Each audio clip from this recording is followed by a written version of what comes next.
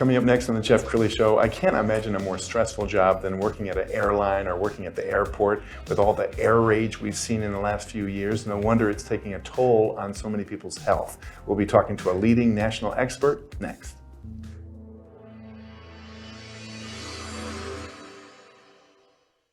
Many are predicting that the worst is yet to come, which is unfortunate, said one person here.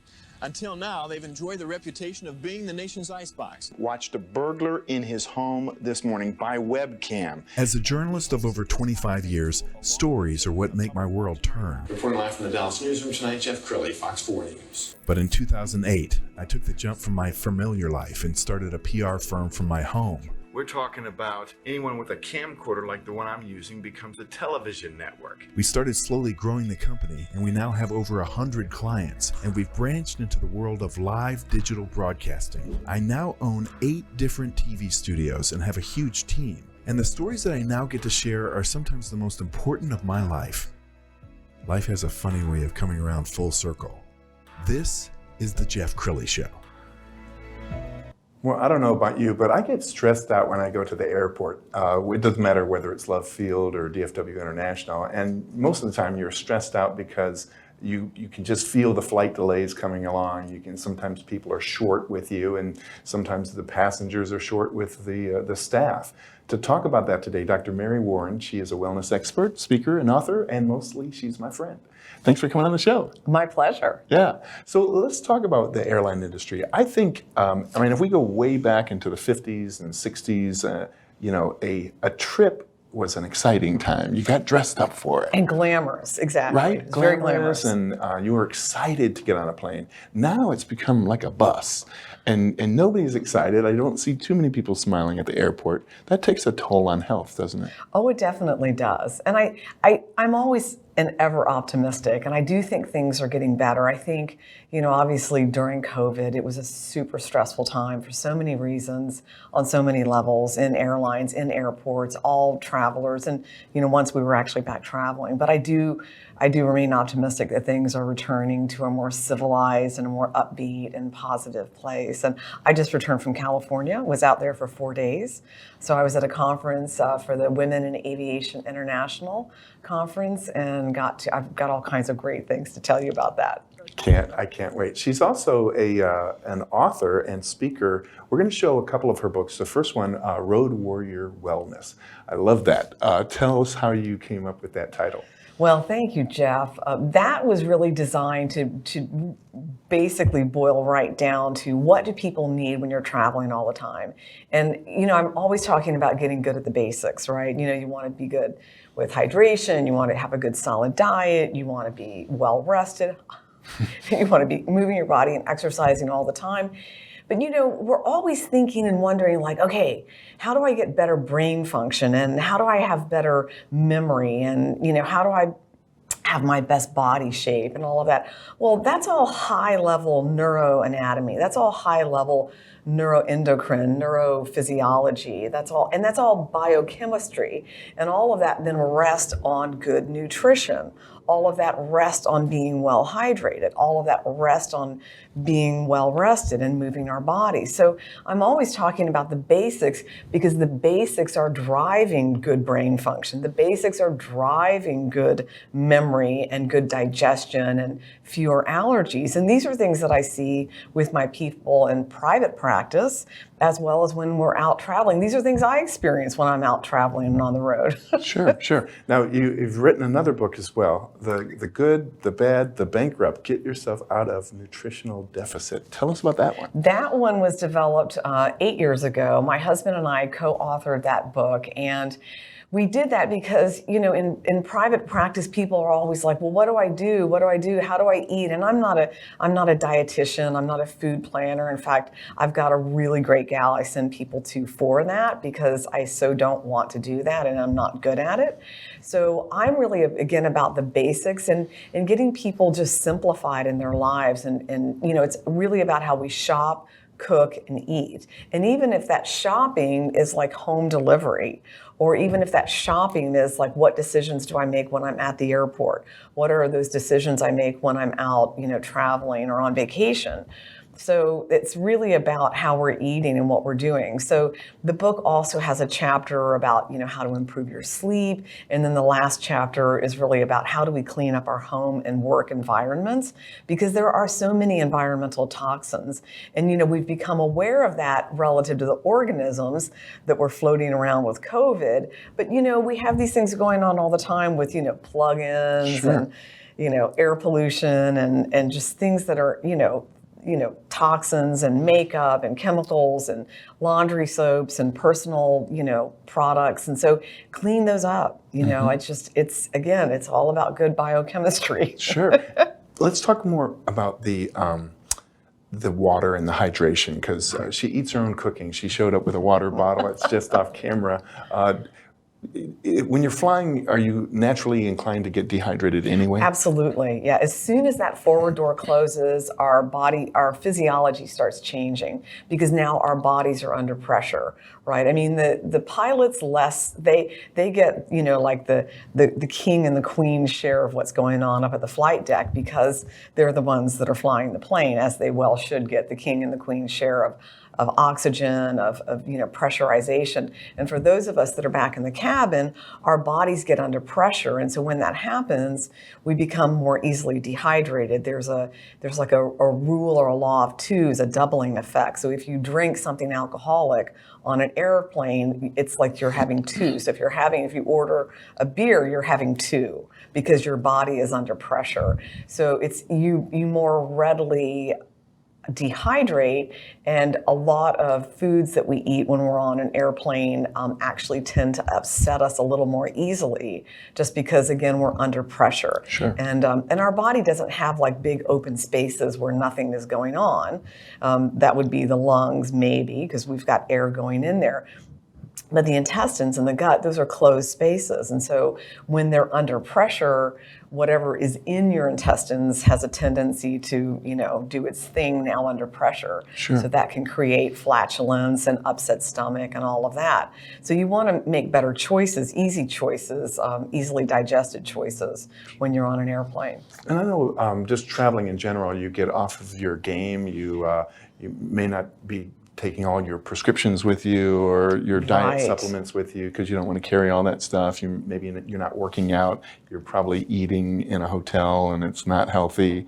So I can relate to that, because it seems like shortly after I travel, I get a little something. Right? A little, sniffles or Right. some kind of. So that's the whole thing with Road Warrior Wellness. It's really about bookending those trips, Jeff. So that's such a great point, because what you want is to be really solid before you travel, so that when you're out traveling, you're trying to make good choices. But, we live in such a rewards-based society, right? And culture. Oh, it's been a great day. I'm going to have a glass of wine.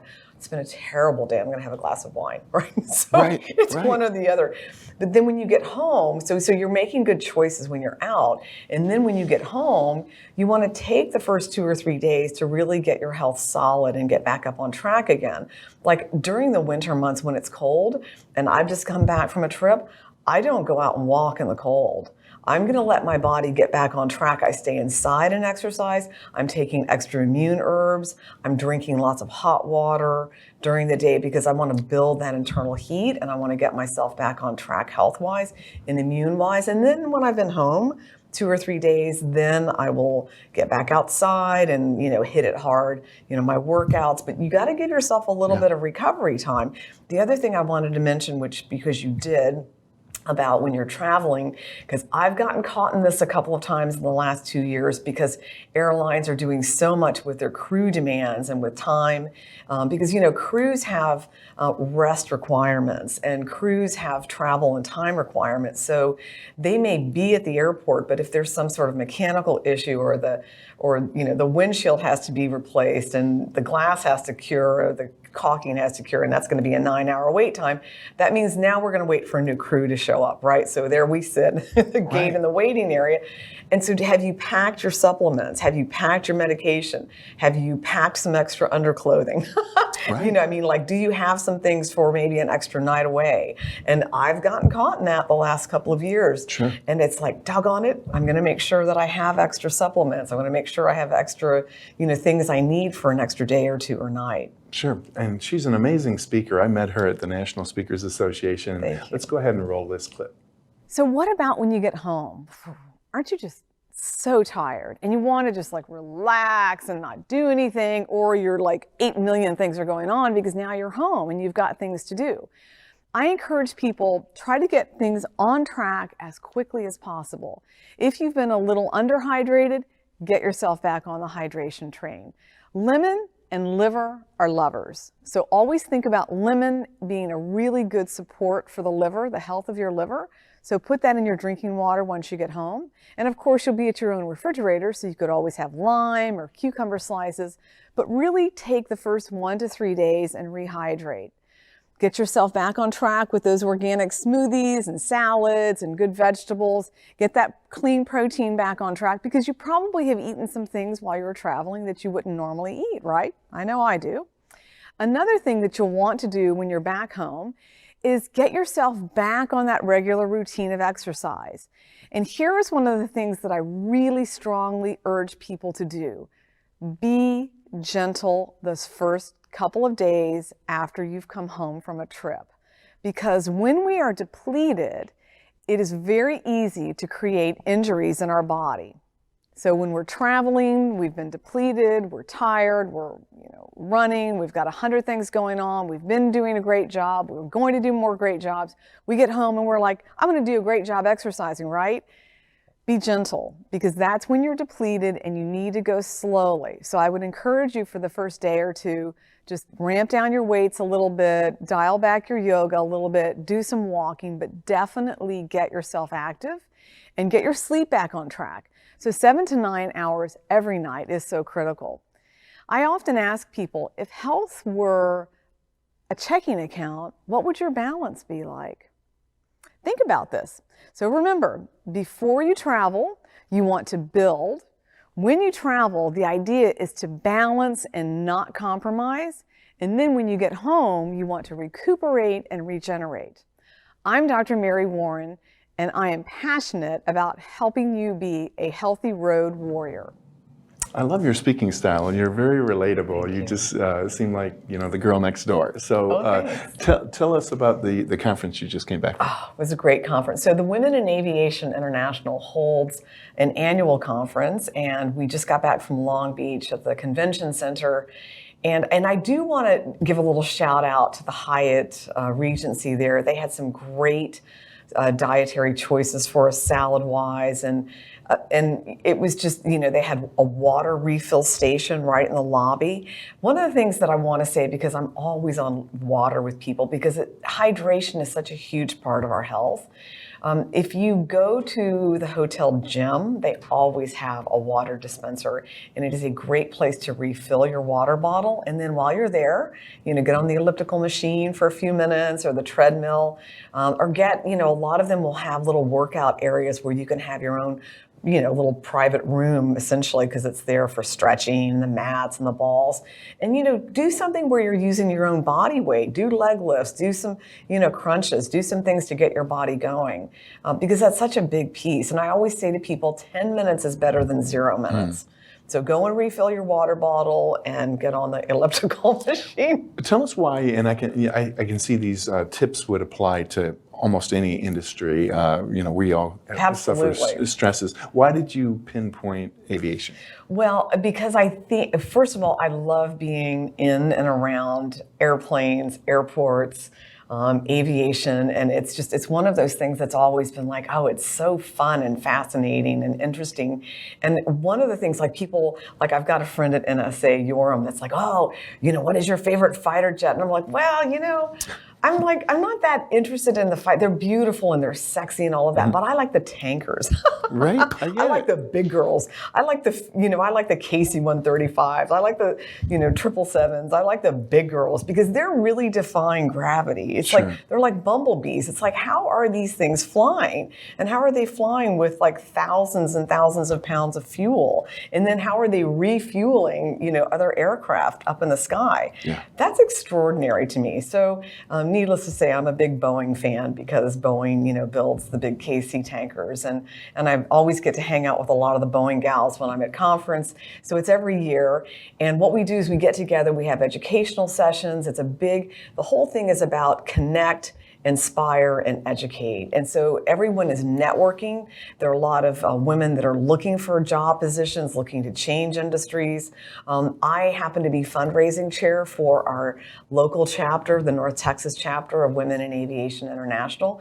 So I make it my business to meet a lot of the exhibitors when I'm there in the exhibitor hall, because I want them to be a part of our local chapter, and I want them involved in our big annual event, which is the Girls in Aviation Day event. That happens on the third Saturday of every September, and we hold that at the Dallas Executive Airport. It's at the National Aviation Education Center. It's a mouthful. The NAEC, which is in conjunction with the Commemorative Air Force Museum, and it's a day of girls. It's a sea of pink, and it's just a day of getting girls introduced to a lot of different aviation jobs and career paths. We've got Air Force there with all of, reserves, ROTC, they bring Sims. Dallas PD is there, they bring in Rotary, they sometimes will bring Sims, and everyone wants to be on the Sims because that's so cool, right? Southwest Airlines, of course, is there. They do a big activity for the little girls on the floor. Of course, American Airlines is there, Airbus is there, Millionaire Air was there with us last year. Big contributor Collins Aerospace is there. So there are a lot of people, and then we've got FBOs. We have Galaxy. We have I already mentioned Millionaire. We have JSX. So we've got private, small, and then we've got a lot that are of people and businesses that are in the aviation businesses that support our chapter and support our function. So when I'm at the annual conference, Jeff, I get to meet a lot of these people, and I go to say thank you to our contributors and our sponsors, and then I get to meet people that I'd like to have involved as well, because when they understand that we're there building their pipelines with these girls, they get excited about it because it's a really exciting event. So thank you for asking about all of that. Yeah. We're almost out of time, so we're coming up on the busy spring and summer travel season. What advice would you like to leave people with if they've got a big trip planned? So because spring is such a big time for allergies, get yourself a couple of things that are easy to take with you. One is an aromatherapy inhaler. It's the one I like, and I hate to kind of use names and name drop, but Olba's inhaler. So Olba's has a little aromatherapy inhaler that you can use. And then the other thing is to have like a nasal rinse. And the one that I like is Manuka honey, and that is like a little 1 or 2 ounce bottle, and you can just use it in your nasal passages to flush out. Stay hydrated, stay away from the dairy, the sugar, the wheat, and boy, that's where we all fall down when we travel. But those are all mucus formers, and they tend to get us inflamed, and they tend to make allergies worse. And then just water, water, water. Yeah. Yeah, that's great advice. Yeah. Thank you so much. We're going to end with her website, which is road-warrior-wellness.com. The great Mary Warren. Thanks for coming on the show. Thank you, Jeff. So wonderful to be here. Thank you. That's it for now. We'll see you next time.